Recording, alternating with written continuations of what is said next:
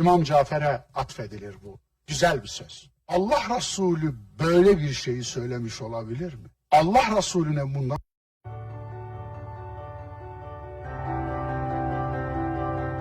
akıl içinizdeki peygamberdir. İmam Cafer'e atfedilir bu. Güzel bir söz. Allah Resulü böyle bir şeyi söylemiş olabilir mi? Allah Resulüne bundan büyük bir iftira edilebilir mi? Allah'a bundan büyük bir iftira edilebilir mi? Zillullah fil arz. Yeryüzündeki gök. Bu aslında ateşperestlerin, ateşe tapanların kendi şehinşahları, kendi hakanları için söyledikleri bir zırva idi. Sasani kültüründen alınmıştır. Dolayısıyla Sasani kültüründe Sasani krallarıyla Sasani din adamları, rahipleri arasında, başrahip arasında bir anlaşma yapıldı. Bu anlaşmaya göre siz bizi meşrulaştıracaksınız diyordu kral.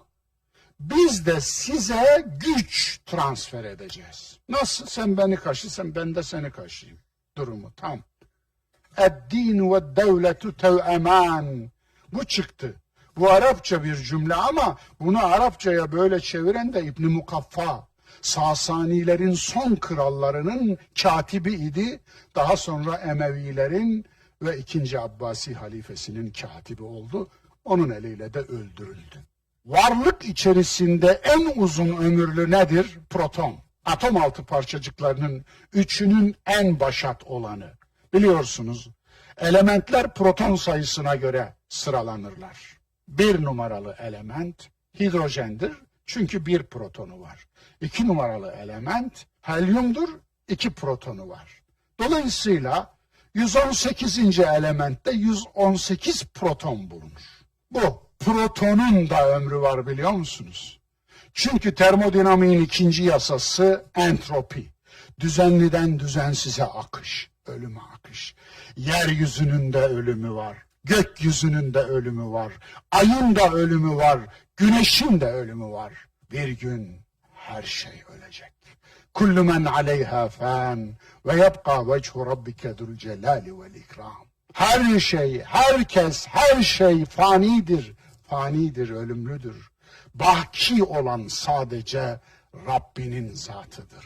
Eskiden kot giyemedik arkadaş ya. Zannedersin kumaş cennetten geldi, kot da cehennemden. Ne alakası var? Ya kumaşların cennetli cehennemli olabilir mi? Renkli giyemedik arkadaşlar. Hala hanımlar renkli giyemiyor. Ya Allah'ınızın aşkına siyah Allah'ın rengi de beyaz şeytanın rengi mi? Kırmızı şeytanın rengi mi? Onu Allah yaratmadı mı? Dolayısıyla takmayın. Ne olur takmayın. Yapmayın böyle şeyler. Bunlara takanlar gerçekten takmaları gereken şeyi ıskalarlar. Çünkü gözüne kibrit çöpünü dayayan arkadaki ormanı yok sayar. Hatta yakar. Yanışına aldırmaz. Onun için gözümüze kibrit çöpünü dayamayalım. Öyle takıntılarımız olmasın. Bunların dinle falan hiç alakası yok. Seni şeyhin kibrit kutusunun içine doldurup cennete boşaltacağına inanıyorsan eğer nasıl bir sarhoşsun sen? Veyahut da meleklere ahırını temizletebileceğini düşünüyorsan eğer sen nasıl bir sarhoşsun? Veyahut da bilmem kaç lira verip yanmaz kefen alınca yanmayacağını, kabirde zaten bir şey yok. O sahtekar biliyor bunu. Ama sen bilmiyorsun, sen inanıyorsun. Dolayısıyla nasıl bir sarhoşluk bu? Ne yapacağız bunu? Nasıl ayıktıracağız?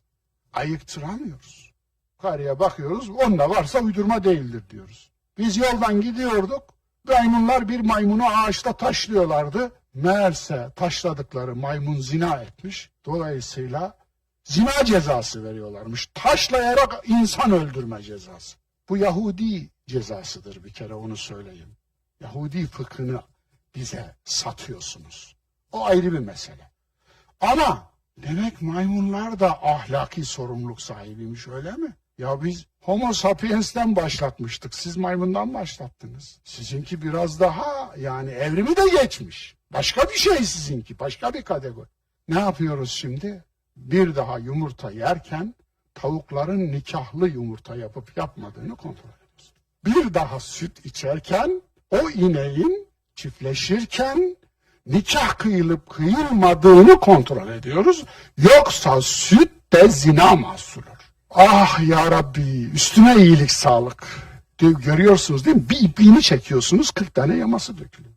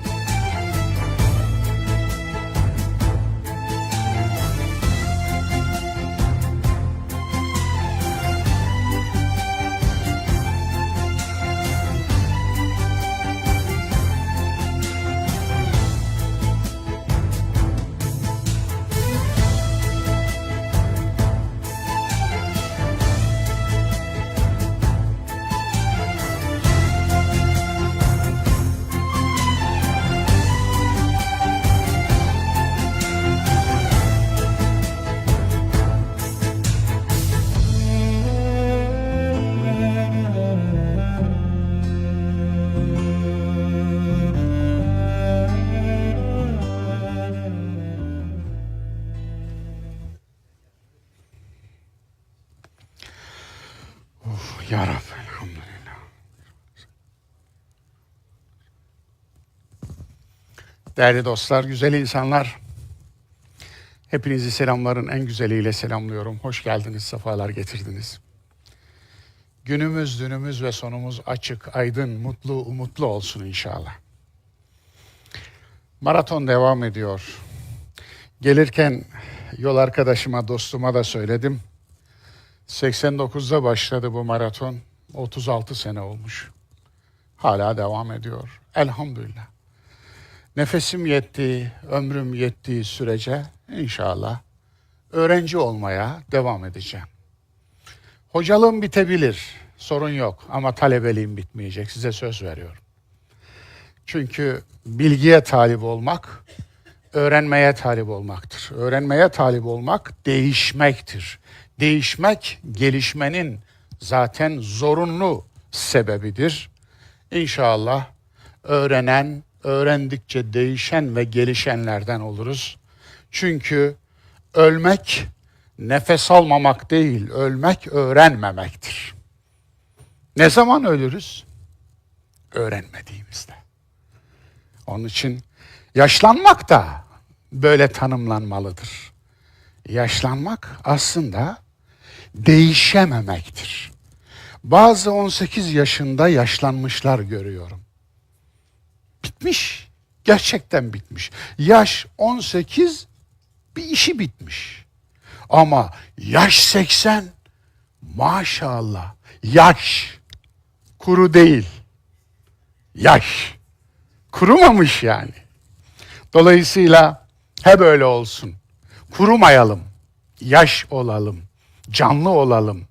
Ağaç kuru ise odundur. Yaş ise canlıdır. Hayat sahibidir. Evet, Kur'an'ın hayat yolculuğu derslerinin 89.sundayız. Araf suresi 3. dersimiz bu. Maalesef bugün bitiremeyeceğim, kusura bakmayın. Kıyamadım. Kıyamadım. Yani ya üstünden atlayalım diyemiyorum. O kadar harika ilkeler var. O kadar güzel öğütler var. O kadar harika bilinç verici paragraflar var ki kıyamadım. Onun için bir ders daha sabredeceksiniz bana. Ama ben keyifle, haşyetle, huşu ile, titreyerek size mesajları aktarmaya devam edeceğim. Asıl ayetin, asıl kitabın kainat kitabı, doğa kitabı, insan kitabı olduğunu biliyorsunuz. Kur'an yardımcı kitap. Ben burada yardımcı kitabın parmaklarını gösteriyorum. Parmakları nereyi gösteriyorsa oraya varıyorum. Orayı söylüyorum. Doğayı gösteriyor, tabiatı gösteriyor, tarihi gösteriyor, sosyolojiyi gösteriyor, biyolojiyi gösteriyor, fiziği, kimyayı, matematiği gösteriyor. Bunları gösteriyor, tabiatı gösteriyor.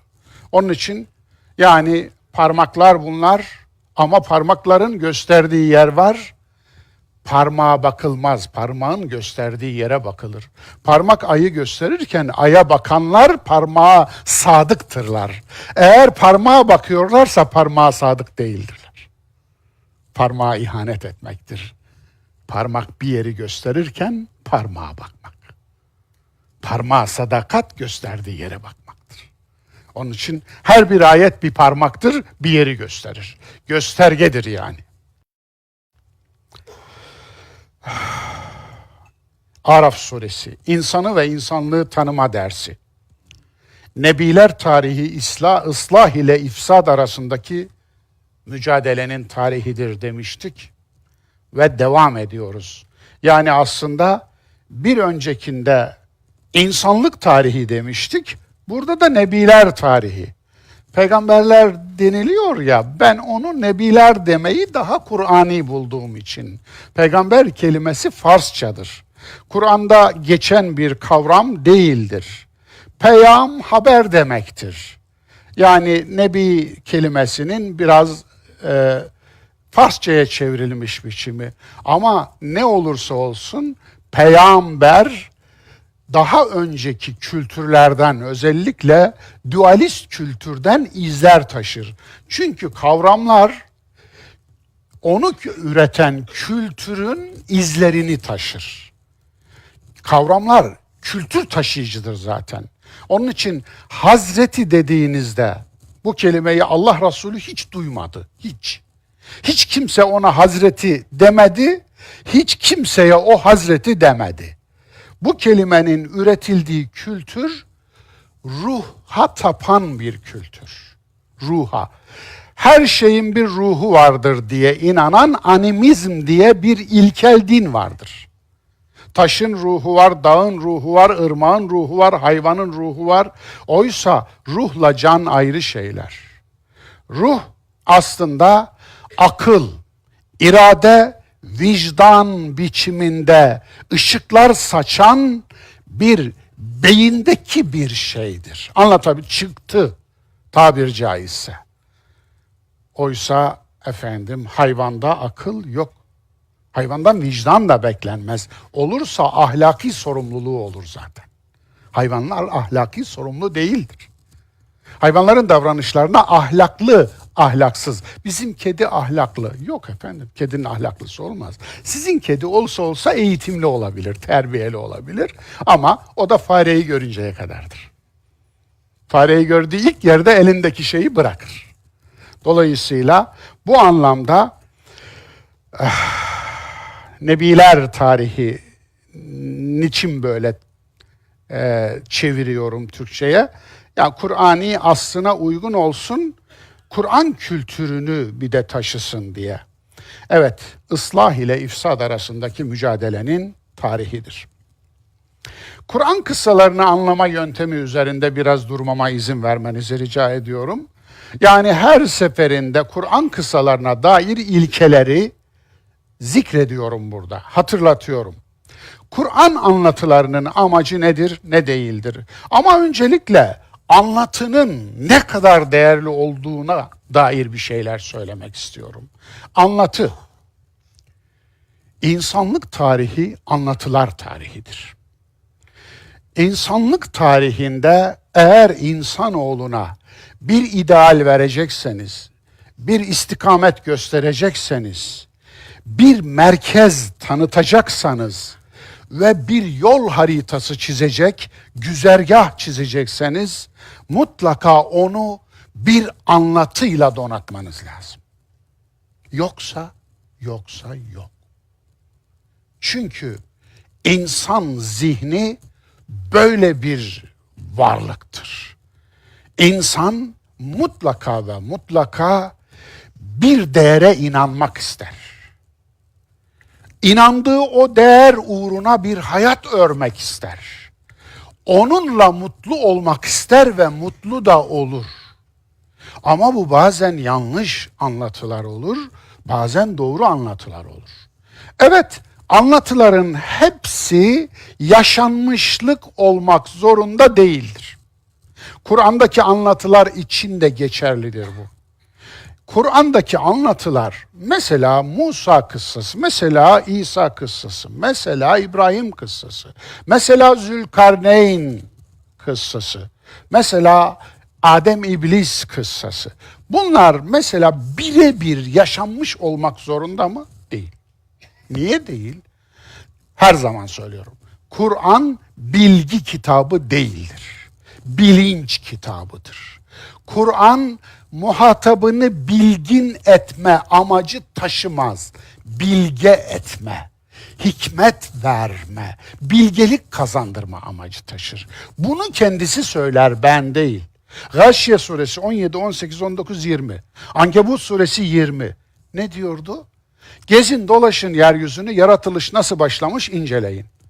Şunu demiyor. Gelin bana size yaratılışın nasıl başladığını benden öğrenin, ben öğreteyim demiyor Kur'an. Benden öğrenmeyin diyor. Niye? Ben biyoloji kitabı değilim ki. Tabiattan öğrenin. Tabiattadır yaratılış ayetleri. Yani ne yapın? Arkeolojik kazılar yapın. Yerin altına sakladığım ayetleri bulun. Paleontolojik kazılar yapın. Nedir o? Fosil bilim. Öteki kemik bilim.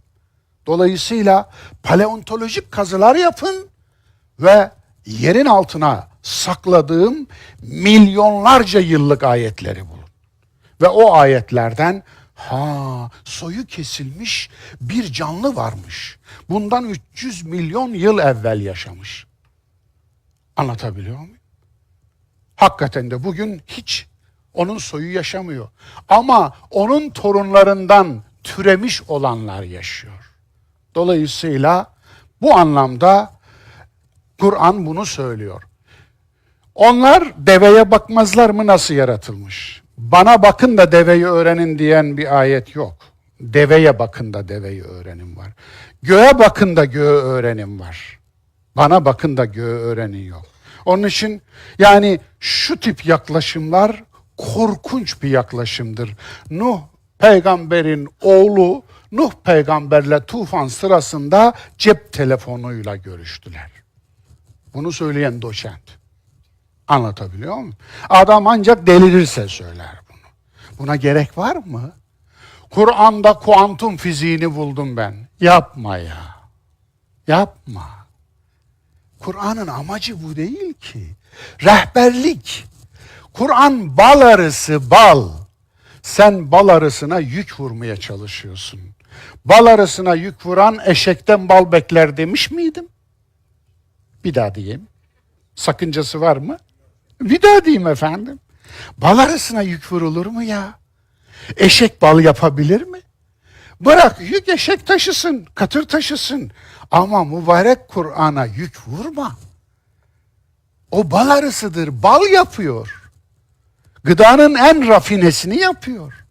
Dolayısıyla o zaman şu ayeti daha iyi anladık mı? Şifaul lil mu'minin ve la yezidu zalimine illa hasara. Kur'an diyor, Kur'an ona güvenenler için şifadır. Ama onu yanlış yere koyanlar, ondan beklenmemesi gerekeni bekleyenler için hüsranını artırır diyor. Yani onun hayal kırıklığını, düş kırıklığını artırır. Aldanışını artırır. Allah Allah. Demek Kur'an'ın iki ayrı veçesi var. Bir yanıyla aydınlatıyor, bir yanıyla da yakıyor. Aydınlatan yanını biliyoruz.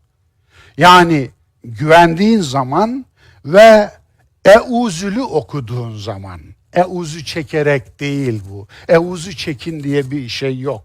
Dil ile söyleyin diye yok. فَاِذَا قَرَأْتَ الْقُرْآنَ فَاسْتَعِذْ بِاللّٰهِ. Kur'an okumaya başladığın zaman Allah'a sığın. Mineşşeytanirracim. Taşlanmış şeytandan. Şeytanın dışarıda bir varlık olmadığını, boynuzlu, pörtlek gözlü bir varlık olmadığını artık biliyorsunuz. Şeytan aramızda gezen 59 ayette aramızda gezen insanlar. Yani kötü artık. Artık iyice kötüleşmiş. Daima kötü ve kötülük yayıyor. Bu tip insanlar şeytandır. Bir de güdülerimiz ve dürtülerimiz. Bizi ayartan güdülerimiz. Korkumuz bizi ayartıyorsa şeytanımız oluyor. Öfkemiz bizi ayartıyorsa, yoldan çıkarıyorsa şeytanımız oluyor. Şehvetimiz bizi ayartıyor, yoldan çıkarıyorsa şeytanımız oluyor. Ama biz şehvetimizi yönetiyorsak nimetimiz oluyor. Biz korkumuzu yönetiyorsak nimetimiz oluyor. Biz öfkemizi yönetiyorsak nimetimiz oluyor. Çünkü güvenlik tedbirini öyle alıyoruz. Muhteşem bir nimete dönüşüyor. Dolayısıyla bu anlamda Kur'an'ın böyle iki boyutu var. Onu da hiç unutmamak lazım. Evet, aynı anlatı farklı versiyonlarla geliyor biliyor musunuz Kur'an'da? Çok ilginç. Şuara suresini işlerken hatırlar mısınız? Orada kıssalara şey yaptım. İlk anlatılan kıssa Musa kıssası ya. Ne alaka var? Oradan başlamaz ki. Çünkü ondan sonra gelecek olan İbrahim'le Musa arasındaki zaman farkı milattan önce 2300, milattan önce 1300. 1000 yıl. Aşağı yukarı. Peki 1000 yıl önce geleni niye arkaya koymuş da 1000 yıl sonra geleni başa? Tamam onu öyle koymuş. En son gelen de Şuayb kıssası. Musa ile Şuayb'in zamandaş olduğunu, akran olduğunu biliyoruz. Anlatının kendisinden biliyoruz. Çünkü Musa Şuayb'in öğrencisi olacak değil mi? Ama biri başta biri son. Ne alaka var? Vesaire vesaire. Gördüğünüz gibi kronolojik sıra izlemez. Tarih kitabı değil çünkü. Fizik kitabı değil, tarih kitabı da değil. Astronomi kitabı değil, tarih kitabı da değil. Kur'an tarih kitabı değildir dostlar. Onun için mesela Kur'an'da oraya da geleceğim. Efendim biyoloji, jeoloji kitabı değil, tarih kitabı da değil bu anlamda. Onun için Kur'an'dan beklenmesi gerekeni bekleyelim, beklenmemesi gerekeni, yükleri vurmayalım Kur'an'a bu anlamda. Peki biz onu sana hakkıyla anlattık. Türü ibareler var. Mesela Yusuf suresinin girişinde. Nahnu nequssu aleyke ahsenel kasasi bil hak. Bil hak.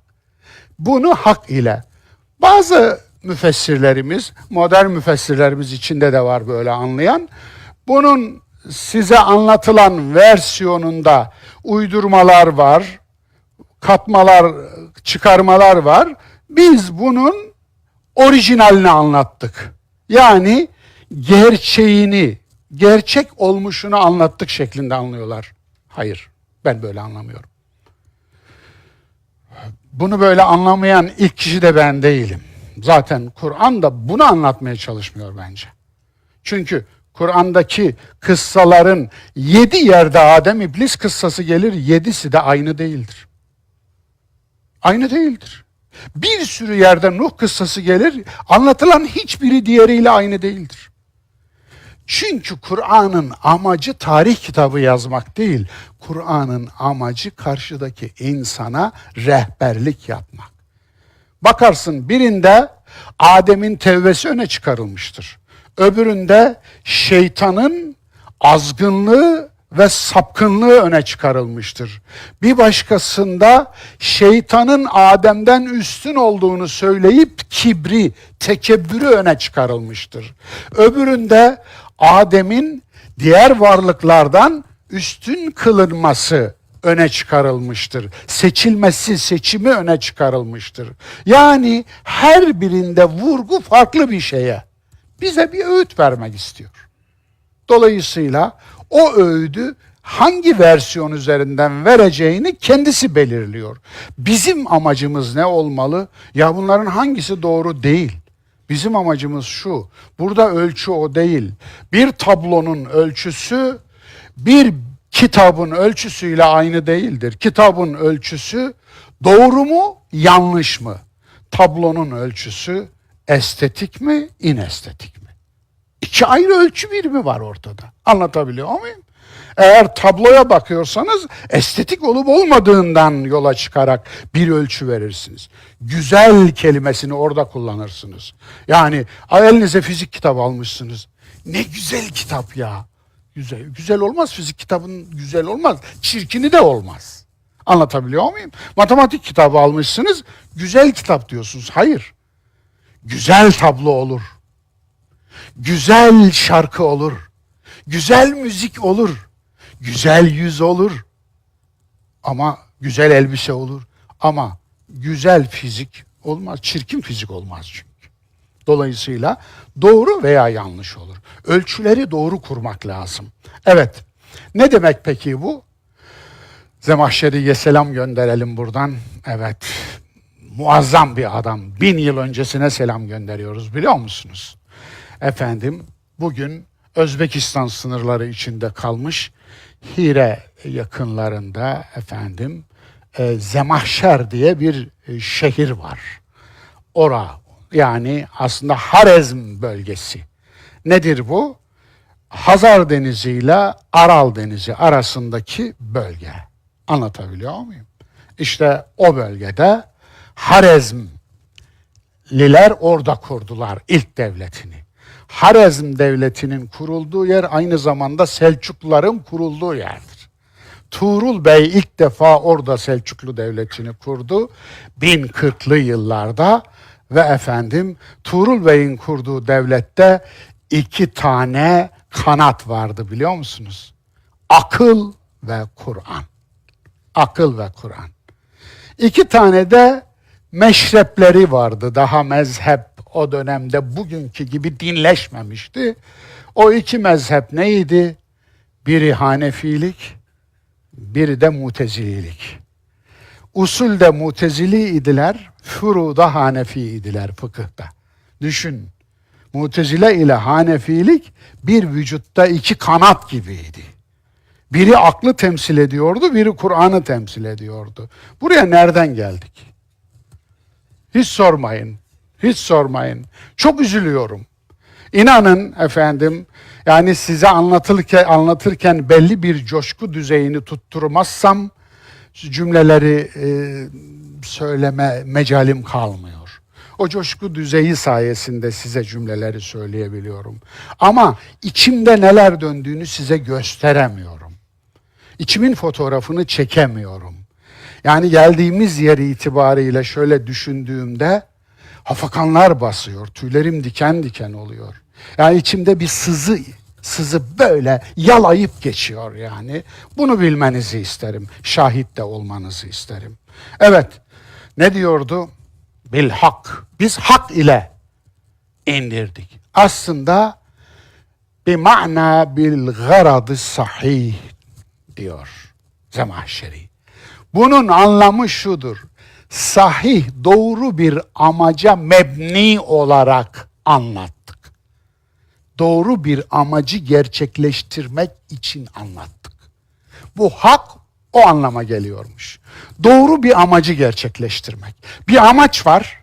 Bu amacı gerçekleştirmek için bu anlatıyı bu formda anlattık. O amaç ne? Rehberlik. Hidayet diyor Kur'an.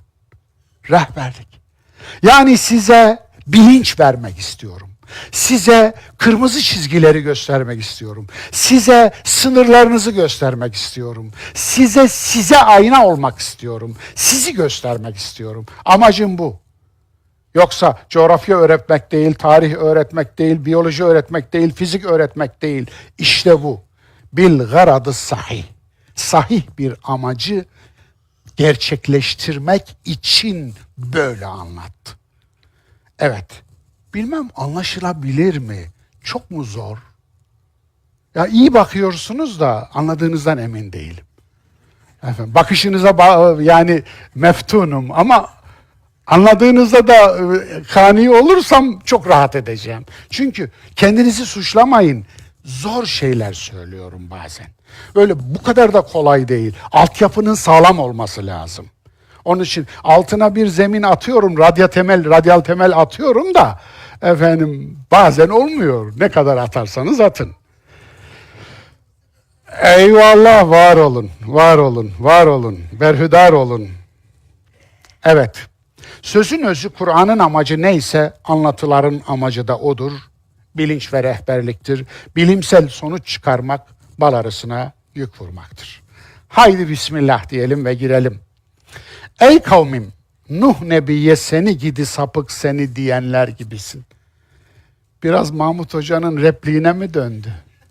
Sanki değil mi efendim, Hababam sınıfında. Yani öyle geldi aklıma, bunu böyle atayım bu başlığı dedim. Ama demişler. Kâlel mele'u min kavmihi inna lenerâke fî dalâlin mubîn. Onun kavminden mele dedi ki, bu çok önemli bir kelime. Aslında kavram. Mele kim? Yani mele'e, meli'un, dolu, dop dolu ağzına kadar.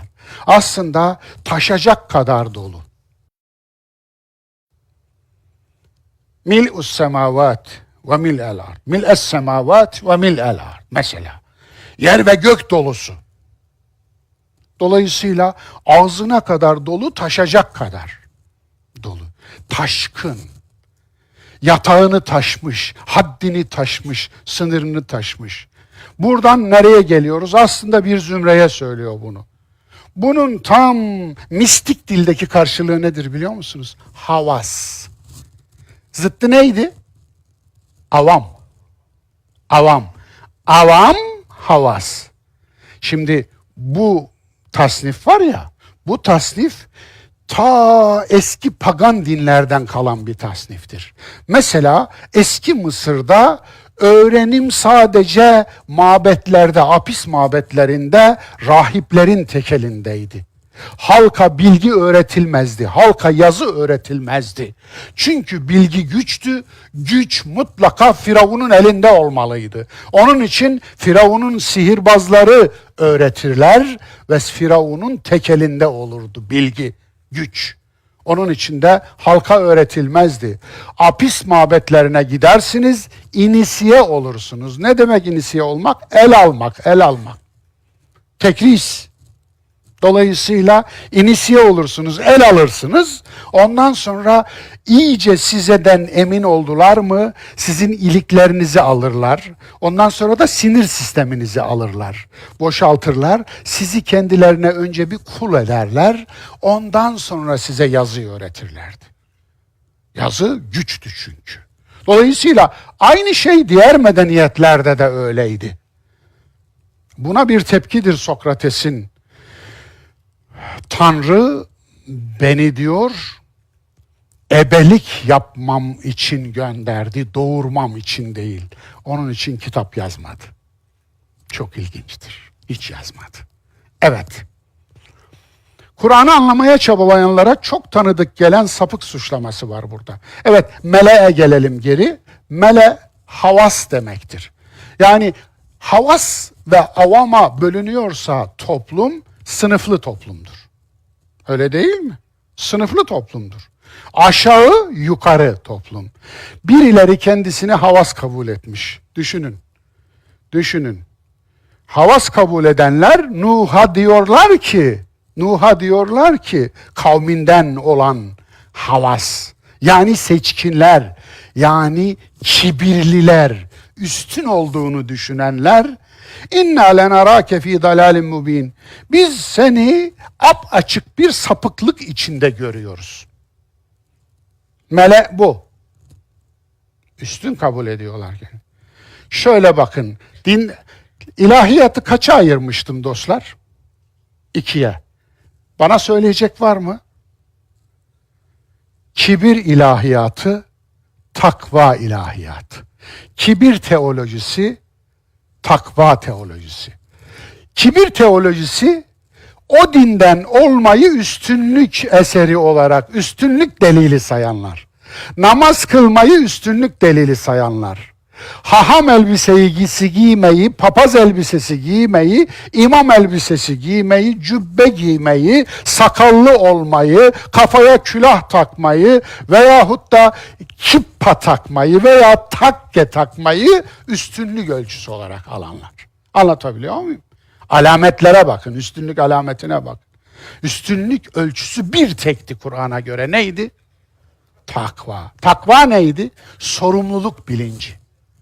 Sorumlu olduğun kadar üstünsün. Sorumlu değilsen değilsin. Dolayısıyla dindarlıkla, inançla bir alakası yoktur. Ahlakla alakalıdır. Ahlakla. Dolayısıyla ahlaklıysan, sorumlu davranıyorsan, suyun hakkını, ırmağın hakkını, derenin hakkını, toprağın hakkını, taşın hakkını, hayvanın hakkını, bitkinin hakkını, hele insanın hakkını, kendinin hakkını ve Rabbinin hakkını gözetiyorsan müttakisin. Takva nasıl anlaşılmış? Nasıl çığırdan çıkarmışız gelenek içerisinde, bakar mısınız? Eğer bir adam fazla namaz kılıyorsa ona takva diyorlar. Takva ile zerre kadar alakası yok. Bir adam fazla hacca gidiyor, fazla umreye gidiyorsa ona takva diyorlar. Ya şovdan ötesi şov olsa keşke. Şov da yummuş yıkanmış kaldı. Yediği haltları yıkatmak için çamaşır makinesine giriyor. Düşünsene.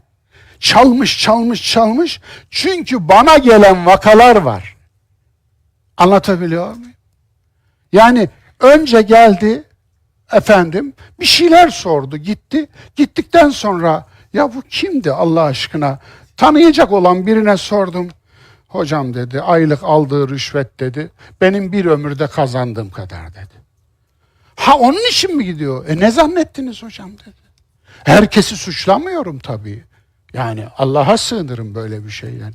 Ama düşünün, bunu çamaşır makinesi olarak kullanıyor insanlar. Arafat'a çıkacak, 5.000 doları cebine atacak, Arafat'a çıkacak ve yummuş yıkanmış olacak 0 kilometre. Resetlemiş oluyor, düşünsenize. Resetliyor. Peki 5.000 doları yok milyonların. Ve her hac Kabe'yi görünce de ağlayarak seyrediyor efendim. Gidemeyenlerin haccı diye bir makalem var benim. Gidemeyenlerin öyle kabul olmuş hacları var ki gidenlere bin basar demiştim. Evet. Yani kimisi var gidemediği için Kabe'yi ayağına getirir. Kimisi var Kabe'nin yanına gider, şeytanlık düşünür.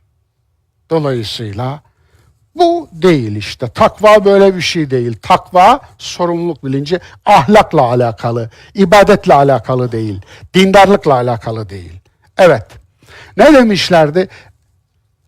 Nuh Nebi şımarık, kibirli, azgın toplumun sapkın inancından sapmıştı. Evet. Biz seni apaçık bir dalalet içinde, sapkınlık içinde görüyoruz.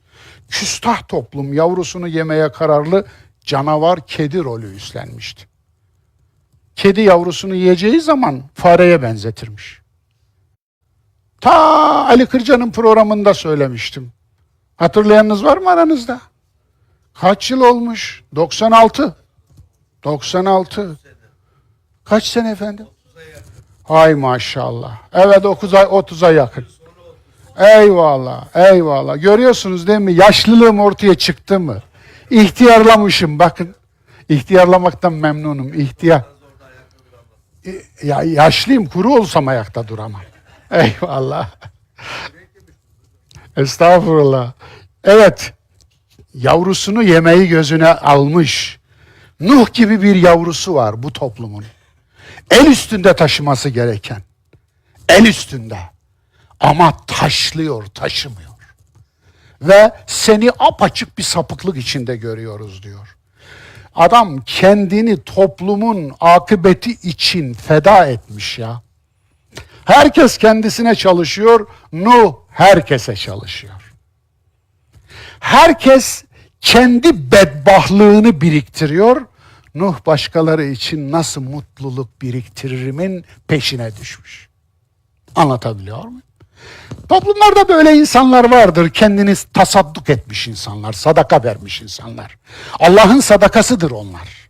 Onlar gerçekten de Namık Kemal'in bir beytini hatırladım efendim. Hemen anlayacaksınız, okuyacağım.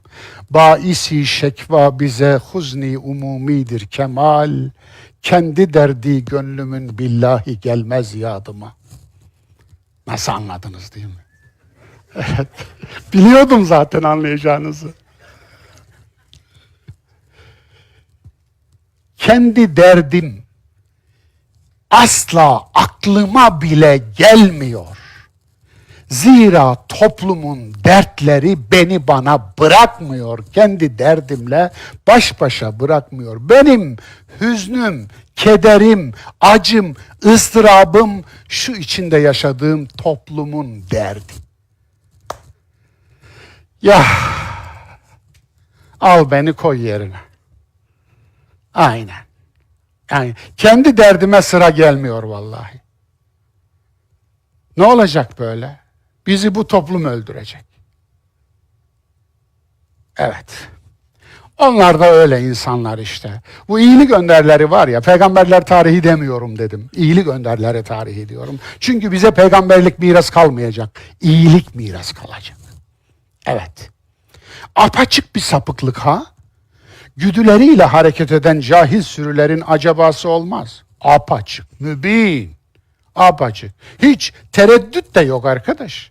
Şöyle biraz değil mi? Bu kadar büyük iftirayı yapıyorsun. Bu kadar büyük yalanı söylüyorsun. Bu güzel insana bu kadar büyük çamuru atıyorsun da bir acabası olmaz mı insanın? Biz yanılıyor olabilir miyiz diye bir sormaz mı insan kendisine?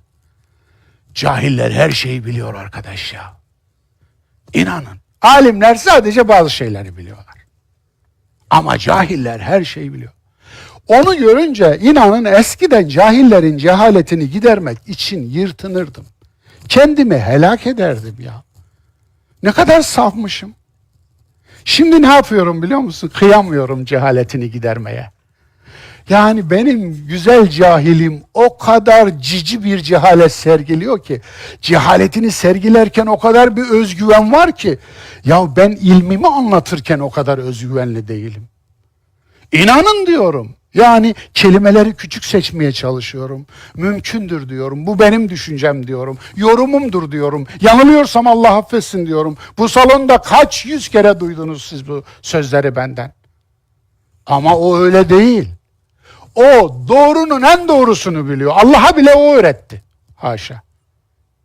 Ya cahiller böyle bir şey. Cahil olmak böyle bir şey. Şu dünyada cahil olmanın keyfini süremedik. Öyle geldik, öyle gideceğiz. Eyvallah. Peki neden? Acabası yok. Nuh toplumunun acabası yok. Mübin, yani fi dalalim mübin. Apaçık, net, açık, net, sen sapıksın diyorlar. Niye? Şans, talih, kader, kısmet ve Tanrı kendilerinden yana da ondan. Kesin ve net. Cahilin en büyük sapması budur işte. Nedir? Bildiği bilginin en doğrusudur. Tanrı'nın, Allah'ın tarafıdır. Hatta yok. Bunu yanlış söyledim. Düzeltiyorum. Allah onun takımındandır. Tabii ya. O birinin takımından olabilir mi? Onun için cep boy yaptırmış diyorum. Burada taşıyor. Tanrısını burada taşıyor. Cep boy. Onun için istediği yere koyuyor mesela bazen. Hatta bazen gözlerini duvara çeviriyor görmesin diye. Mesela onun Tanrısı görmeyebiliyor da bazen. İstediğini gösteriyor, istemediğini göstermiyor. Onun için mürayilik yapıyor, ikiyüzlülük yapıyor.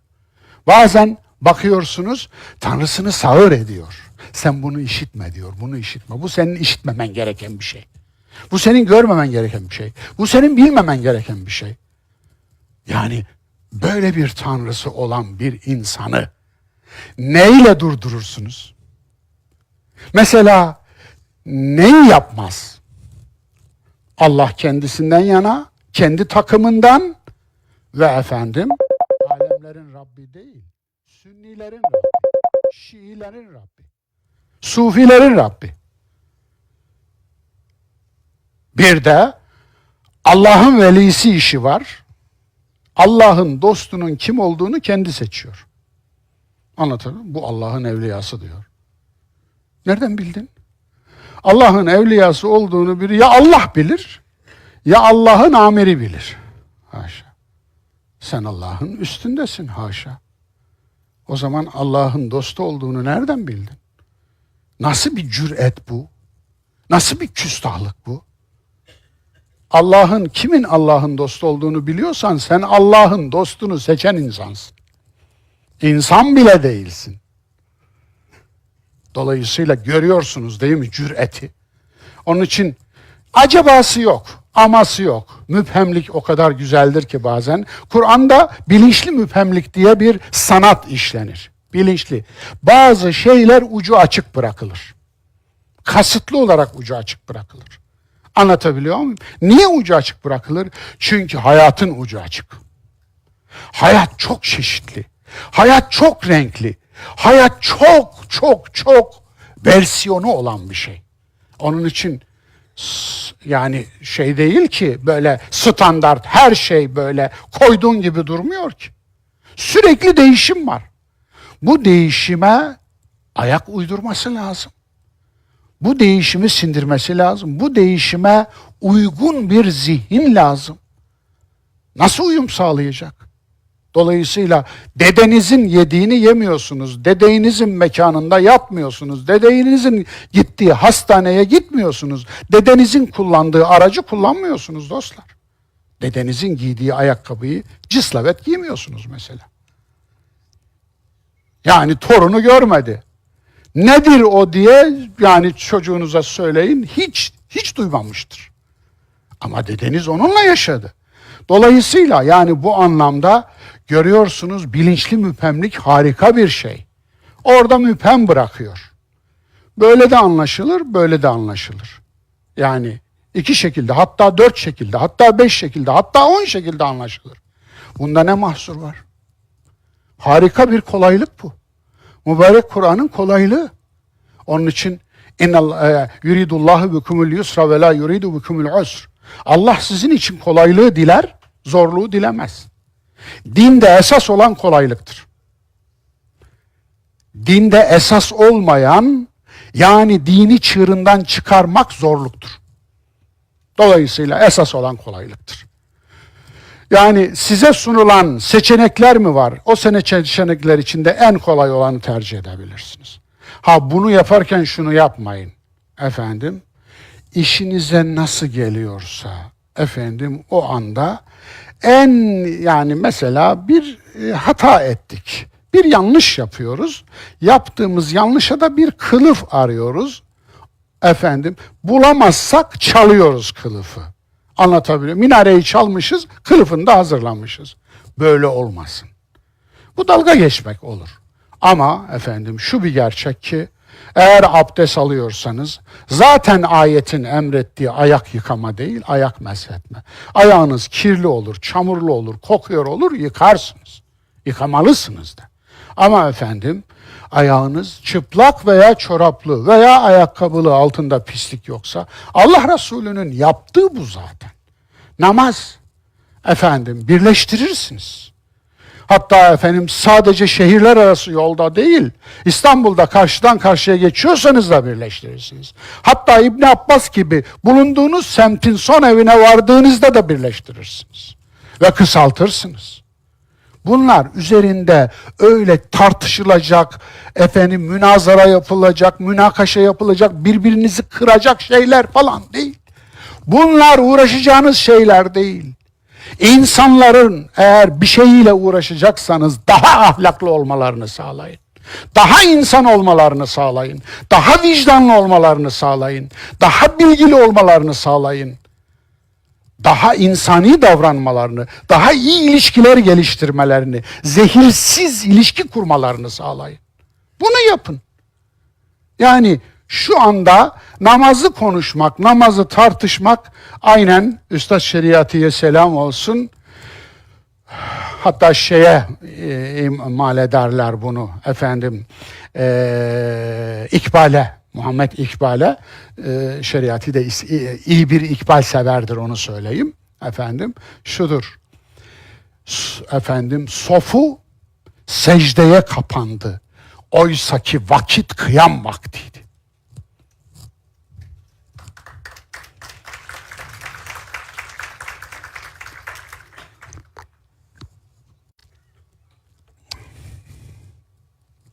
Dedem derdi ki sofunun dindarı şeytanın maskarası derdi. Yani ben çok gördüm, çok görüyorum şeytanın maskarası olan bir dincilik biçimini aslında. Dindarlık demeyelim, dincilik diyelim. Artık cahiliye toplumlarının atalar kültü üzerine, antik cahiliye toplumlarının atalar kültü üzerine. Taş devri mağaraları, resimler, totemler, tabular, ataların tanrılaşması. Bütün bu kıssaların eğer bir zaman dilimi varsa, ki bir zaman dilimini tayin edebiliriz, bunlar klasik zamanlardan öncesi. Klasik çağlar ne çağları? Yunan felsefesinin ayyuka çıktığı ve Yunan altın çağının aydınlanmasının, Atina aydınlanmasının yaşandığı çağlar. Milattan önce 6. yüzyılda başlar, ondan sonra devam eder. Klasik çağlar. Ama bunlar mesela Nuh Nebi için bir tarih koyamıyoruz. İbrahim Nebi için yaklaşık bir tarih koyabiliyoruz. Urlu olduğundan yola çıkarak, Sümerli olduğundan yola çıkarak milattan önce 2300 koyabiliyoruz. Bu 3 aşağı 5 yukarı. Zaten milattan önce 2002 yılında Sümer yıkıldı. Ondan sonra Akkadlar geldi. Yerine Sami bir kavimdir. Yani işçi olarak çağırdılar Akkadları, Samileri Sümer ülkesine. Ülkede işçi açığı vardı. Müthiş bir çanak çömlek imalatı ve ihracatı vardı. Çünkü başka bir şey yok zaten. Toprak var, alüvyon toprak. Bugünkü Basra Körfezi'ne bakan kıyılar. Dolayısıyla kuzey kıyıları. İşte o bölgede harika bir ticaret başladı, dünya ticareti, ve o bölgede işçiye ihtiyaç oldu. Sami kavimler, Bedevi kavimleri işçi olarak aldılar. Geldiler göçmen olarak ama geldikleri toprağa ihanet ettiler. Bir gece yarısı yöneticilerini öldürdüler ve savaş yaptılar. Ondan sonra ülkeyi ele geçirdiler. Düşünün, Sümer barışçı bir toplumdu ama Akkadlar savaşçı bir toplum olarak ortaya çıktılar. Kendilerinden öncekilere ekmek bırakmadılar. İşte o dönemde taş çağına doğru gider bu. Aslında Neolitik çağı, yeni taş çağı, cilalı taş devri derlerdi eskiler. O dönem nedir? Günümüzden 13.000 yıl önce başlayan Neolitik çağ, günümüzden 8.000 yıl önce veya 7.000 yıl önce son buldu. O dönemleri aklınıza getirin. Nasıl bir dönemdi? İnsanlık zekası, Adem demedim bakınız. Aslında insanlığın tevhide çağrılması, tek Allah'a inanma aşamasına gelmesi uzun bir beyin gelişimi gerektirdi. Çünkü maksimum soyutlama gerekli. Aşkın bir Allah'a inanmak için soyutlamanın maksimumuna ulaşması lazım. Yoksa Tanrı yapar. İnandığına put yapar. İnandığını put yapar. Dolayısıyla etrafı putlarla dolur. Dolayısıyla anlam veremez. Ne yapar? Yıldırım çaktı, öldürücü, tanımlayamadı, yıldırım tanrısı. Şimşek, yıldırım düştü. Şimşek çaktı, baktı, tanımlayamadı, anlayamadı, bir amaçta yapamadı, tanrılar kırbaç salladılar der ve şimşek tanrısı koyar. Ondan sonra gök gürültüsü tanrısı. Gök gürledi, tanrı nara attı der. Ve gök gürültüsü tanrısı çıkar ortaya. Ondan sonra baktı bir volkan püskürdü. Volkan isminin kendisi de zaten yanardağ tanrısı. Dolayısıyla Tanrı koydu adını. Başka türlü. Yer sallandı, deprem, her şey sallandı. Baktı tanrılar yeri sallıyor. Yeraltı tanrısı. Dolayısıyla Tanrı, içim dışım Tanrı doldu. Dolayısıyla anlayamadı çünkü. Anlayamadığına Tanrı dedi. Anlayabilseydi demeyecekti. İnsanoğlu neden ve niçin sorularını başlayıp cevaplarını buldukça tanrıların sayısı düştü. Anlatabiliyor muyum? İşte arketip, prototip olan Adem o başlangıç noktası. Artık beynin soyutlayabileceği çağa geldiği dönem olarak yorumluyorum ben. Taş devri mağaraları çok ilginçtir. Mesela Antalya'da taş devri mağaraları var. Hatay'da 5 tane var. Denizli'de 1-2 mağara var. İşte Karayın mağarası mesela çok meşhur. Homo erectus Anadolu'da ele geçen bir tek dik insansı Denizli'de bir mağarada ele geçti. Yaşı 1.200.000 yaşında. Şimdi ama bu bizdeki mağaralarda fazla resim yok. Ama Antalya'da bir mağarada mesela mağara araştırmacıları oraya gittiklerinde bir şeyi fark ettiler. Mağaraya girdiler, sanki uyuşturucu çekmiş gibi kafayı buldular. Çıkınca ayakta duramıyorlar. Yapamıyorlar. Meğer mağarada bir gaz çıkıyormuş. Anlatabiliyor muyum? Ve o gaz halüsinojen aynı zamanda. Halüsinasyon gösteriyor. Yani geliyorlar. Hey de çektirirler. Allah da dedirtirler falan. Yani artık dizin arkasına yapın. Düşünün. Bugün Fransa'nın taş devri mağaraları var. Lascaux mağarası, Koske mağarası, Şuva mağarası, Altamira mağarası, bunlar hep yaşayan, harika korunan mağaralar. Bunlar resimli mağaralar. Bu resimleri nasıl yapmış diyor. Hatta Picasso'nun bir lafı var. Oradaki bizonu ben yapamam diyor. Peki yılı 41.000 ila 17.000 yıl öncesi. 41.000 yıl ila 17.000 yıl öncesi. Nasıl oluyor da oluyor? Daha yazı yok. Hiçbir devlet yok. Kanun yok. Tarım yok. Buğday yok. Evcilleştirme yok. Sadece köpek var. Ama evcilleştirilmiş sığır yok, keçi yok, koyun yok, kedi yok. Hiçbiri yok. Fermantasyon yok. Avcı toplayıcı, düz avcı toplayıcı. Nasıl oluyor da bu resimleri yapabiliyor? Bir at sürüsü resmi var. İnanın bakmaya kıyamazsınız. Bu resim 25.000 yıllık mı dersiniz? Peki nasıl oldu? Şöyle olmuş gibi gözüküyor. İç galerilere gidiyorlar, bir çukur eşiyorlar. O güne kadar çok sevdiği insanların yiyip içtiği kapları, kacakları falan topluyorlar. Orada eştikleri çukurun dibine atıyorlar. Üzerini toprakla dolduruyorlar. Orada bir tören yapıyorlar ve orada onlara hediye olarak hayvanların, yani güçlü hayvanların ruhlarını bırakıyorlar. Aslında biz resim diye bakıyoruz onlara ama onlar onun ruhunun yansıması olarak baktıkları düşünülüyor. Yorum bu. Anlatabiliyor muyum?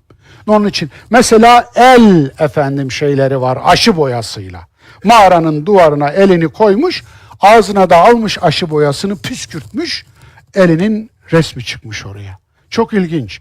En eski 55 yıl önce Sulawesi mağarasında, bugün Endonezya sınırları içerisinde en eski resim orada. Yine el resmi. Ya nasıl olmuş da olmuş 55 bin yıl? Çok eski.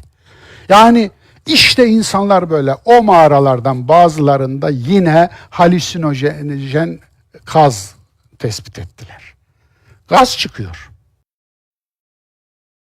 Mağaranın içinden gaz çıkıyor. Yani bir biçimde o mağaraların oluşma dönemleri zaten tektonik plakalar üzerinde yer alıyor.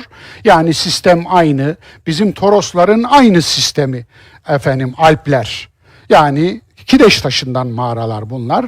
Yeryüzünün hareketleri, tektonik plakaların hareketleri sırasında sıra dağlar dikiş noktalarıdır. İki kara parçası, iki ayrı kara parçası birbirine vuruyor.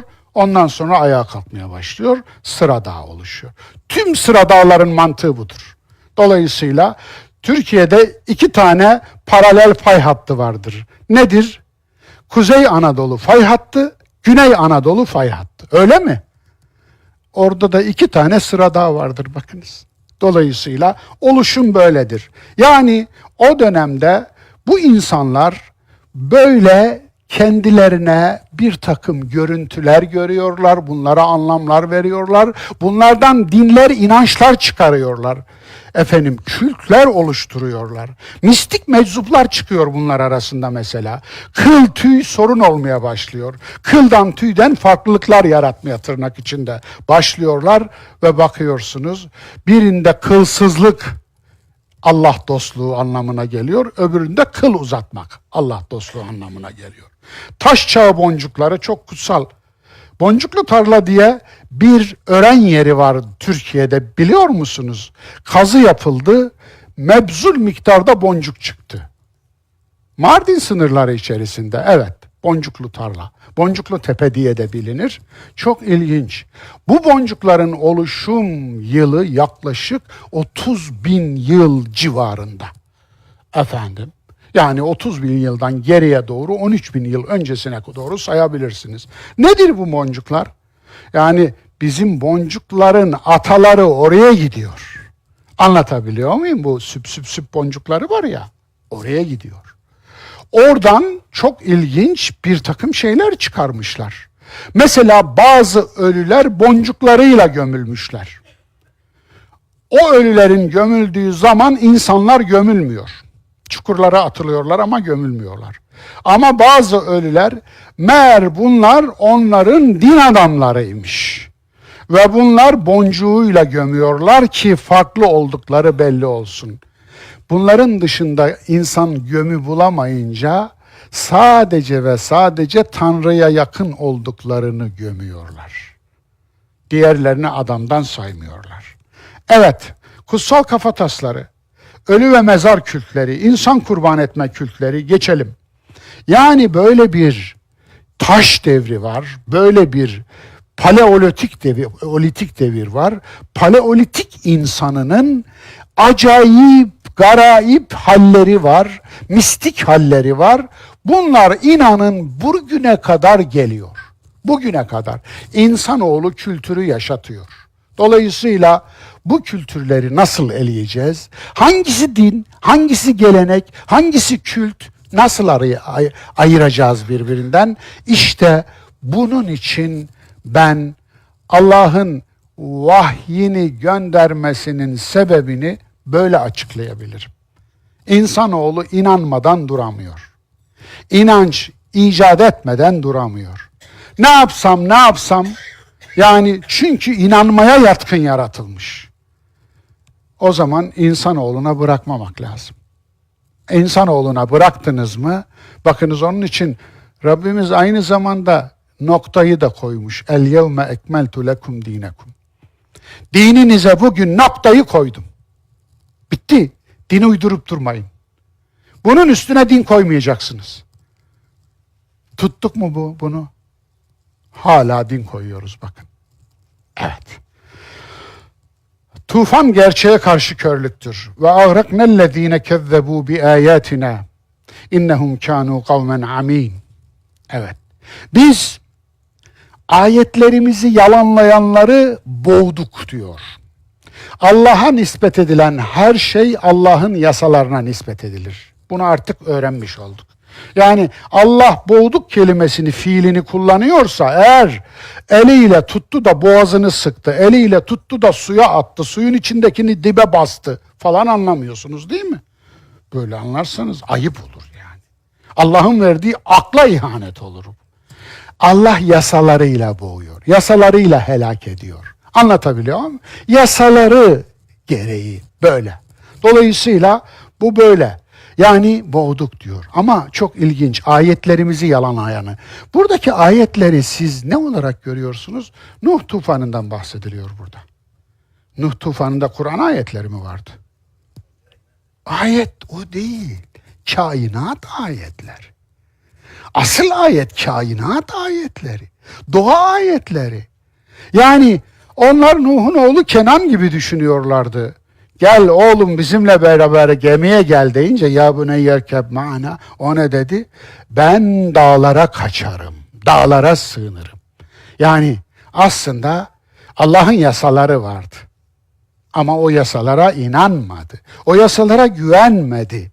Yasaları çiğnerim zannetti ama çiğneyemedi. Evet, innehum kânû kavmen amîn. Bir toplum ahlaksızlık tufanında boğulmuş. Ahlaksızlık tufanında boğulmuş. Ama lüks havuzda safa sürdüğünü zannediyor. Ne diyelim şimdi buna? Halüsinasyona bakar mısınız?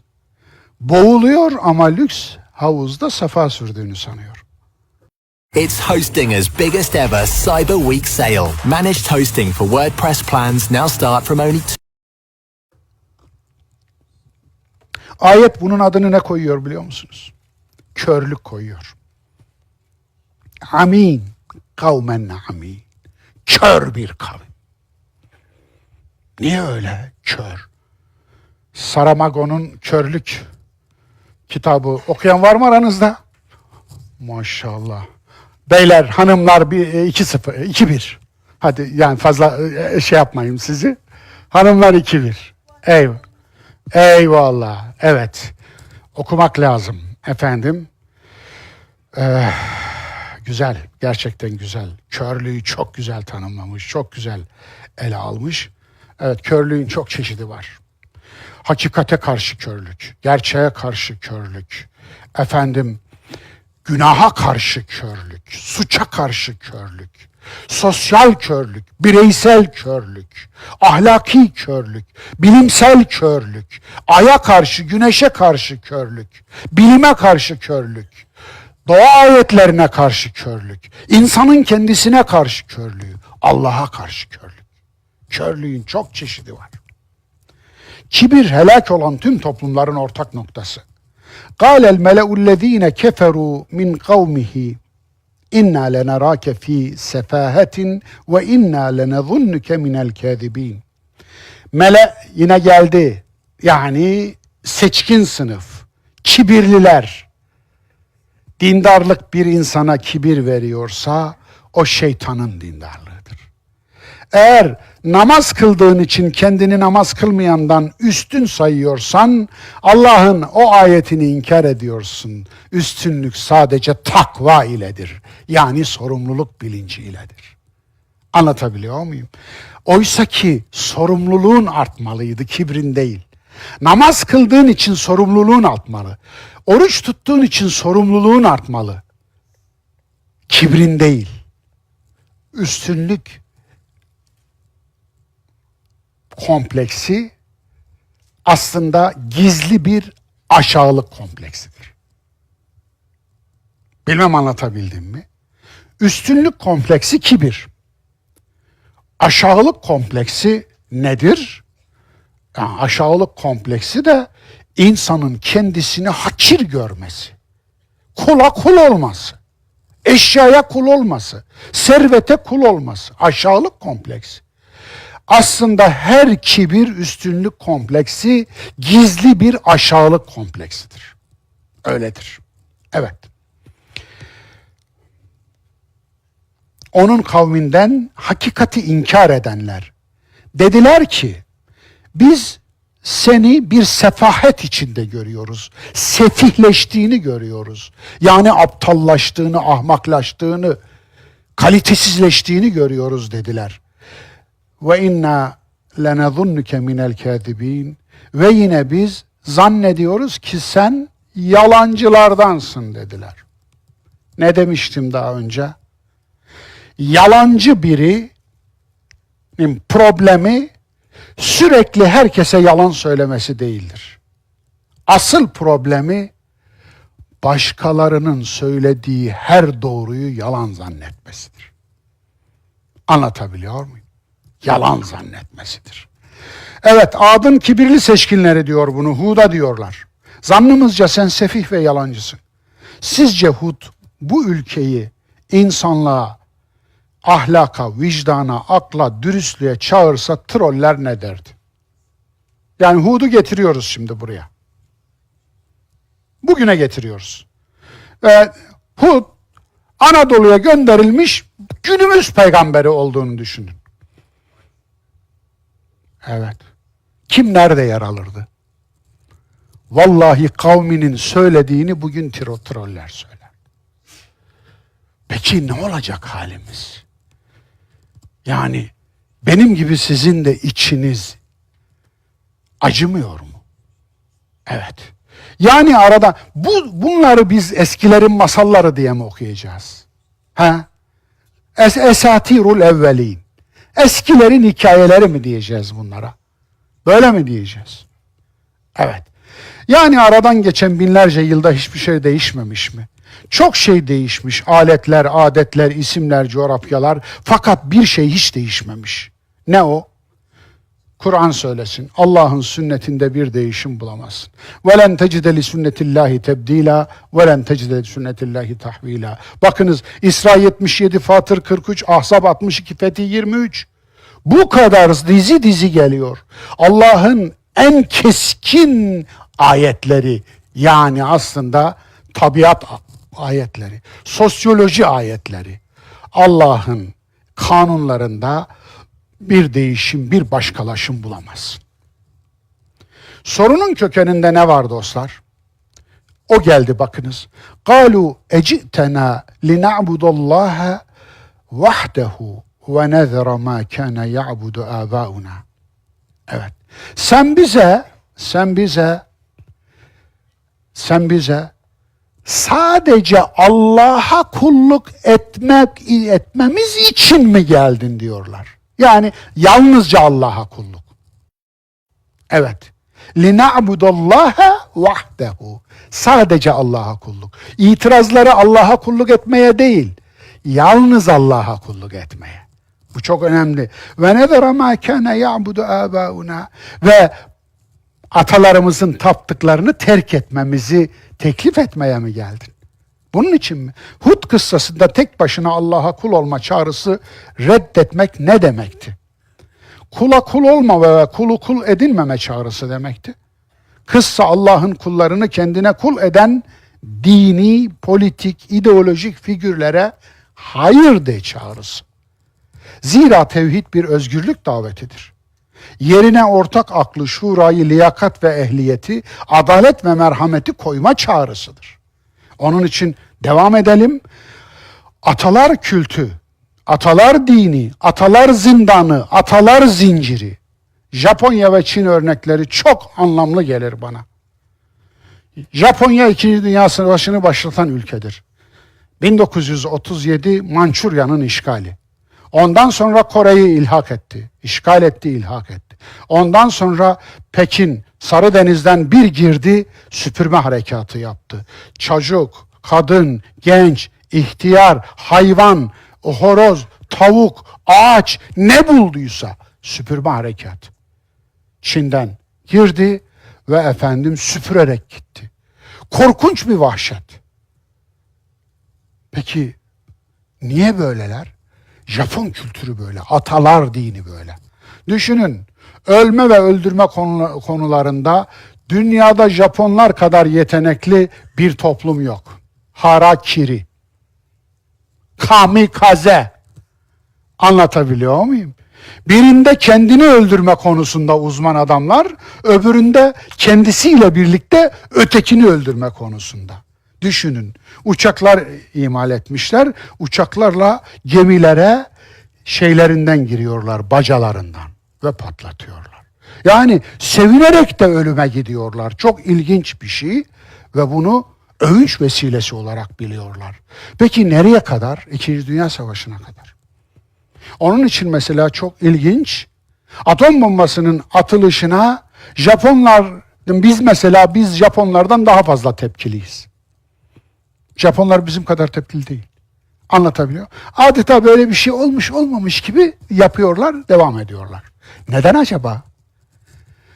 Ondan sonra ne oldu biliyor musunuz? Japonlar atalarının dinine taparlar.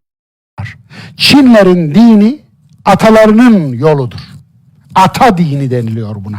Ata dini. Zaten ata kültü kültlerin ilkidir. Çünkü insanlar ataları öldüğünde atalarının ölümünü kabul etmek istememişlerdir. Onları kendileriyle birlikte yaşaması için bulundukları yere gömmüşlerdir. Bu hani yaşadıkları yerde gömüler var ya, ataların gömüleridir onlar. Atalarını terk etmek istememişlerdir.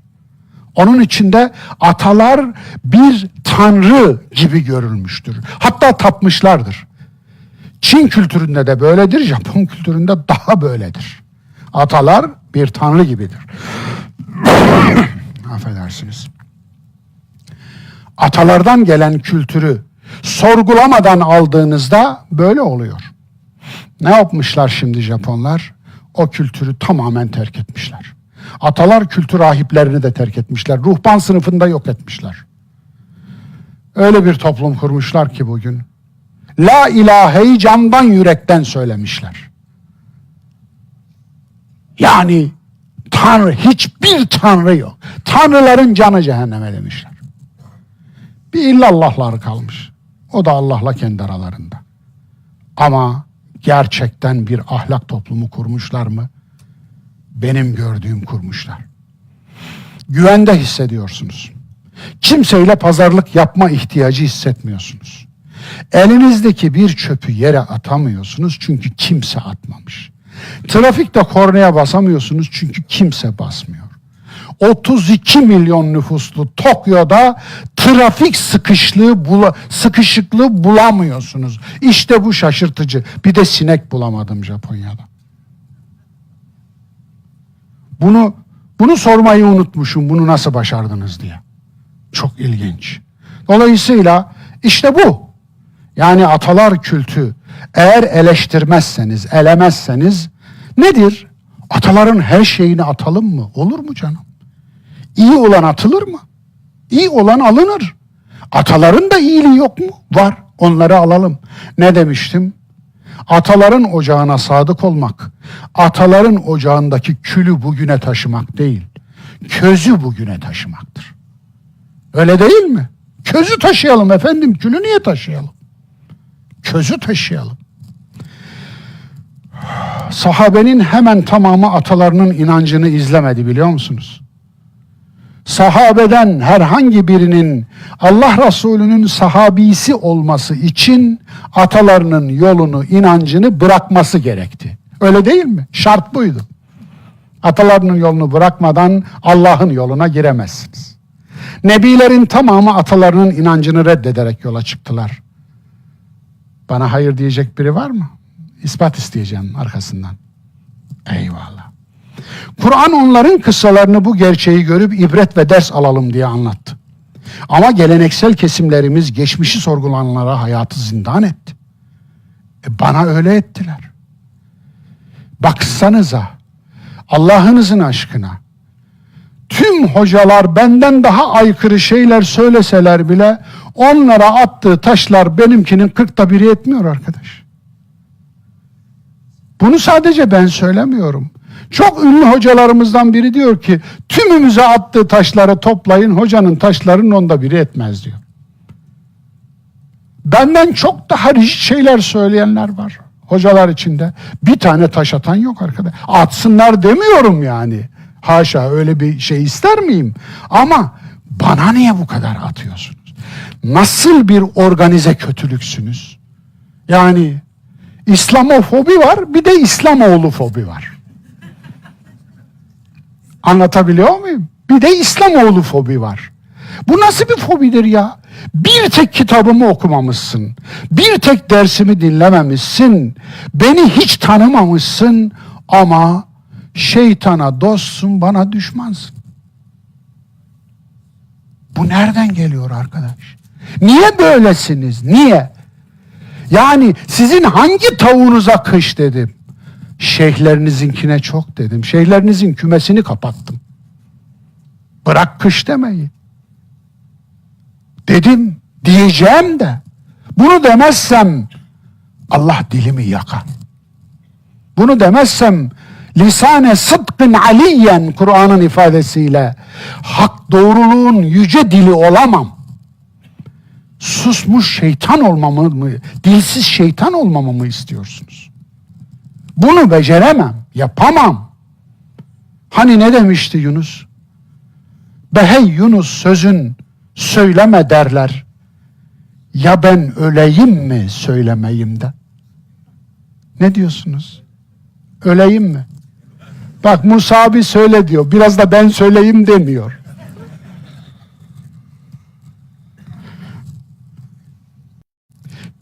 Şu ayet Allah tek başına anıldığında bundan rahatsız olanlara gelsin. Bu ayete bayılıyorum dostlar. Bunu siz de yazın. Zümer 45. ayet. Ve izâ zükirallahu vahdehu işmeezzet kulûbullezîne lâ yu'minûne bil âhire. Ahirete güvenmeyenler, bu hayatın bir de ötekisi olduğuna güvenmeyenler, Allah tek başına anıldığında yüzlerini buruşturur, tiksinti duyarlar. Ama tek başına anıldığında. Allah'ın yanında başkalarını da anıyorsan sorun yok. Ekle gitsin. Anlatabiliyor muyum? Bizim eski camilerin kubbelerine bakıyorsunuz değil mi?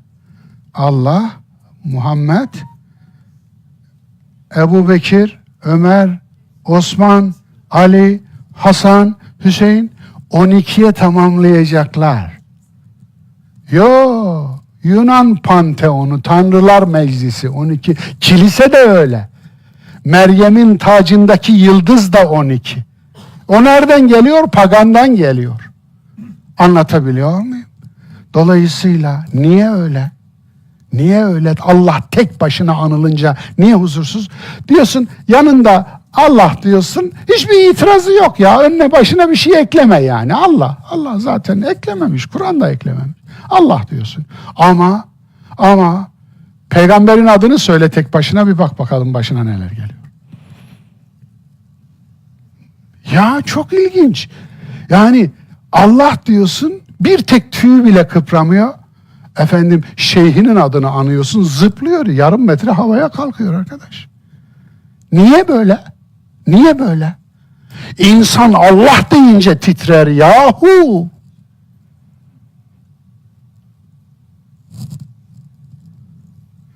Allah'ın devesi, Nagatullah.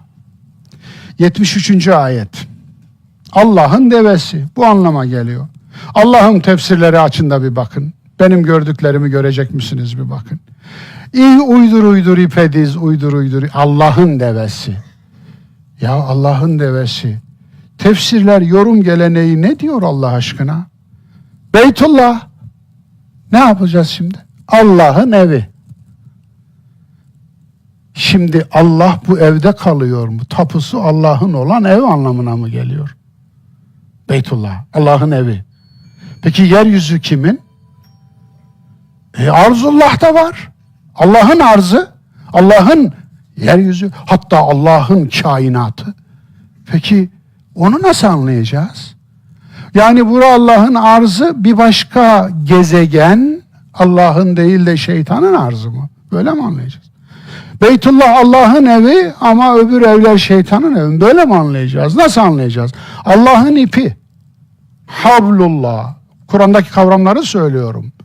Yani bunlar hep izafet terkibi. Allah'ın ipi. Peki Allah'ın ipi nasıl bir ip? Mesela şöyle atıyorsun müritlere.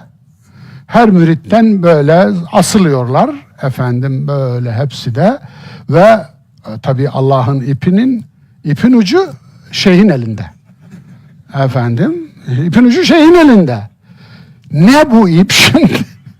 Ya yanlış anlamayın, ben bir imada bulunmadım. Ama ipin ucu gerçekten şeyin elinde. Şimdi ne bu şimdi? Hablullah bu mu? Bunu mu kastediyoruz? Yani böyle bir ip mi? Kendirden, kenevirden dokunmuş bir ip mi kastediliyor? Yani dostlar, ne söyleyeceğim bilemiyorum. Allah'ın yolu. Evet. Fî sebilillah. Sebilullah. Allah'ın yolu. Şimdi ne diyeceğiz? Bunu nasıl anlayacağız? Yani bir D100 var, bir TEM var, bir de Allah'ın yolu var. Vatan Caddesi, Millet Caddesi, Sakarya Caddesi, Allah'ın yolu. Böyle mi anlayacağız? Dostlar, görüyorsunuz, gerçekten komik. Komik oluyor ama gülerken bile ağlar gibi gülüyoruz. Dolayısıyla böyle bir şey değil. Allah'ın devesi de böyle bir şey değil. Deveyi işkenceyle hunharca öldürmüşler. Öldürenler de helak olmuş. فَاَقَرُوهَا diyor ayette. İşkenceyle öldürmek demektir, agara. Ayaklarını kırarak, yani demir şeylerle kırarak veyahut da taşlarla kırarak, ezerek öldürmüşler. Aslında Semud kavminde olan bir şey bu. Nedir Semud? Az su demek, az su. Çölün ortasında muhteşem bir medeniyet kurmuşlar. Hem de tarım medeniyeti koymuşlar. Nasıl? Medaini Salih'e gidenleriniz varsa görmüşlerdir. O taşların üstünü öyle oymuşlar ki dirhem suyu araya vermemek için. 15 metre çapında kuyular gördüm. Çapında, boyunda değil. Çapında kuyular gördüm. Kazılmış Medaini Salih'te. Dolayısıyla Medaini Salih son Nabatilerden kalma. Ama oranın ilk hali binlerce yıl evvelki işte bu olayın geçtiği yer. Hicr. Kayalardan oyulmuş muhteşem saraylar, evler, mezarlar, şunlar bunlar. Medaini Salih hala ayakta.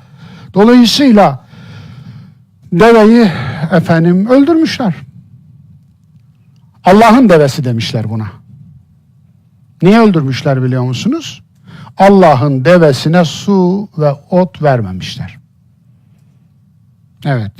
Niye vermemişler biliyor musunuz? Yok, Allah'ın efendim. Allah versin.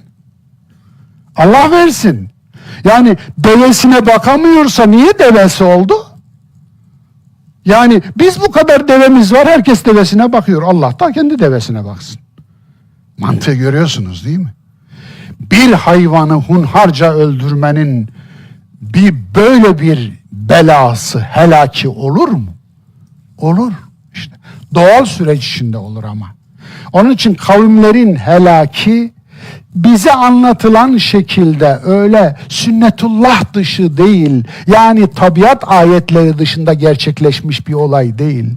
Allah'ın yasaları çerçevesinde olup bitiyor her şey. Allah'ın arzını pazarlayın, Allah'ın evini pazarlayın, Allah'ın yolu fisebilillah bırakıp şeytanın yolunu Allah diye pazarlayın. İnsanların akıllarına ip geçirip mankurtlaştırın, adını Allah'ın ipi koyun. Allah da size kulum desin, öyle mi? Elini çekmesin, öyle mi? Hocam Allah elini çekerse ne olur? Ben söylemeyeyim. Evet, bana kıymayın, yeterince yattım ben. Anlatabiliyor muyum? Onun için içinizden söyleyin. Öyle olur. Kantarın ayarıyla oynamayın, gün gelir sizi de tartar. فَاَوْفُ الْكَيْلَ وَالْمِيزَانَ وَلَا تَبْخَسُ النَّاسَ اَشْيَاءَهُمْ. ölçüyü ve tartıyı dürüst tutun, doğru tutun, yamultmayın, yanlış ölçüp tartmayın. Yamuk ölçüp tartmayın, hileli ölçüp tartmayın. Yani doğru dürüst olun. Bu nerede? Sadece terazi kullanırken mi? Sadece metre kullanırken mi? Hayır. Aklınız da bir terazi. Biri hakkında değerlendirme yaparken hakkını yemeyin. İftira etmeyin. Suizan etmeyin. Hakkı olmayan şeyi de ona vermeyin. Aşırı övmeyin. Övgüler sınırsızca Allah'a mahsustur. Sadece Allah'ın olsun o övgüler. Dolayısıyla hakkını verin. Hakkından fazlasını da vermeyin. Hakkının bir kısmını da almayın. Zihninizde hakkını verin düşünürken, duygunuzda hakkını verin severken veya nefret ederken. Burada tam yerine denk geldi ayet değil mi efendim? Ya bir kavme olan kininiz sizi o kavim hakkında adaletsizliğe sürüklemesin. Ve la yecrimennekum şena'an kavmin ala alla ta'dilu. İ'dilu ve akrabu littakva. Adil olun, adil. Takvaya en yakın olan budur.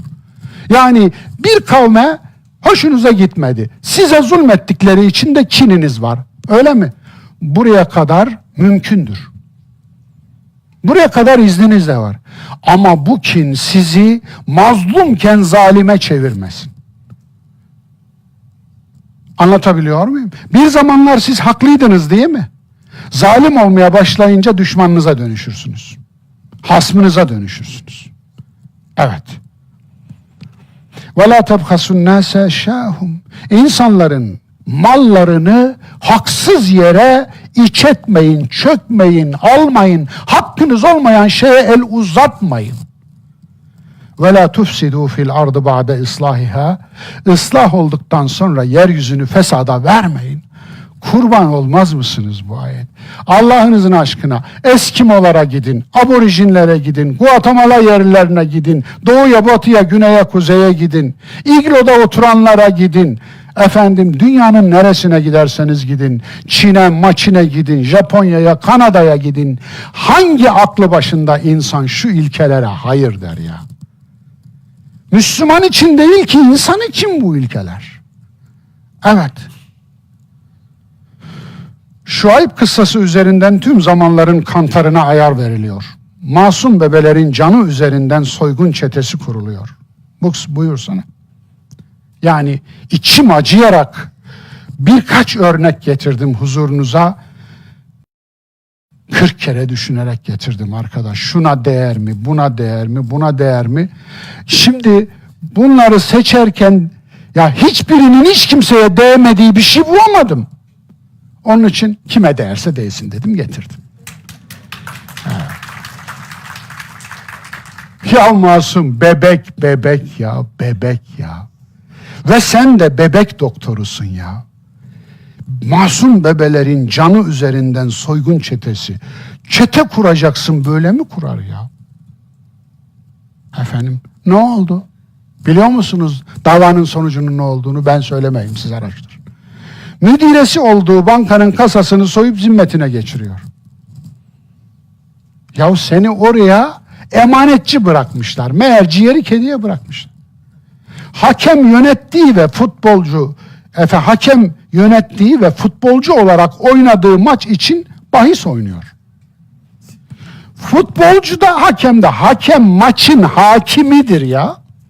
Düşünebiliyor musunuz? Maçın hakimi maç üzerine bahis oynuyor. Futbolcu. Zaten skoru çıkaracak olan o değil mi? Peki ne oldu? Emin ellerde efendim. Emin ellerde.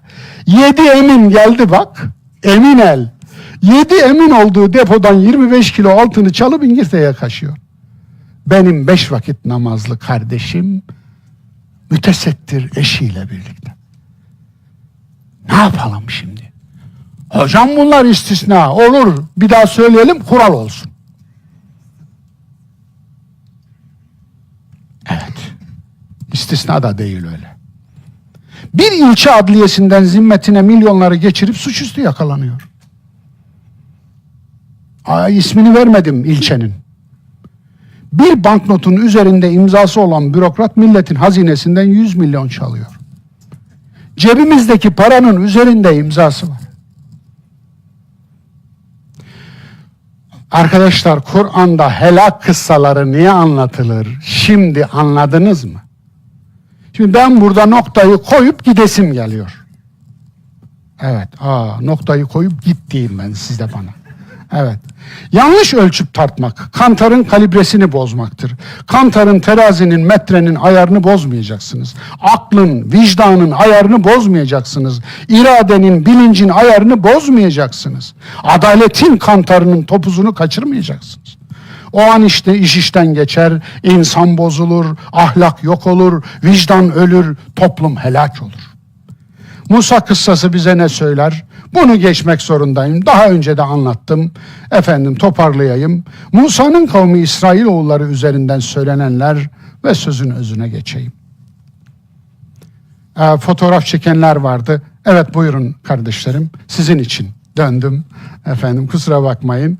Bir sonrakini açıyorum. Sözün özü. İnsan din için değildir, din insan içindir. Evet. Tarihte iki tür ilahiyat olmuştur. Bir din insan içindir diyenler, bir de insan din için diyenler.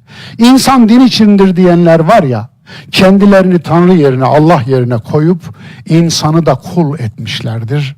Ve insana bozup harcayıp kiliselerine, havralarına, mabetlerine, camilerine ve benzer şeylere, teşkilatlarına yedirmişlerdir. İnsan yiyerek ayakta kalan bir din yamyam dindir. Onun için insan var etsin, insanı iyi etsin. Allah'ın değildir öyle bir din. Şeytana layıktır o din. Allah'ın dini insan yiyerek yamyamlık yapmaz. Allah'ın dini insanı tamir eder. İnsanı imar eder. Dünyayı mamur eder. İnsanı daha güzel insan etmek için vardır. Kötülüğümüzün zararı alemlerin Rabbine değildir. Bize ve kendi kültürümüzedir. Onun için kötülük Allah'a zarar vermez. Evet. Ve ma zalemuna. Bize zulmetmediler. Allah'a zulmetmedik. Velakin kanu enfusehum yazlimun. Fakat onlar bizzat kendilerine zulmettiler. Rabbim bizi kendimize zulmedenlerden eyleme. Sağlıkla kalın, hoşça kalın, Allah'a emanet olun.